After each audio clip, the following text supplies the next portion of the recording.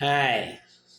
ശരിക്കും 2014 മോദി അധികാരത്തിൽ വന്നതിൽ പിന്നെയാണ് ഇന്ത്യ ശരിക്കും വികസിക്കാൻ തുടങ്ങിയത്.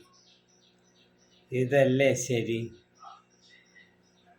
നിങ്ങളുടെ അഭിപ്രായം എന്താണ്? അഭിപ്രായം എന്തായാലും ഇതാണ് ശരി. ആരെന്ത് നല്ലത് ചെയ്താലും നല്ലത് തന്നെയാണ് എന്ന് പറയാൻ ത്രാണി ഉണ്ടാകണം എന്നാണ് മാത്രം. അത് മോദിയല്ല, താഴെത്തട്ടിലുള്ള എല്ലാ വ്യക്തികളും ഒന്നിച്ച് നല്ലത് ചെയ്ത ഇന്ത്യ കൂടുതൽ വികസിക്കും എന്നാണ് എൻ്റെ ഒരു വിലയിരുത്തൽ. അപ്പം നമ്മുടെ ഇന്ത്യയിലെ ജനങ്ങളെല്ലാവരും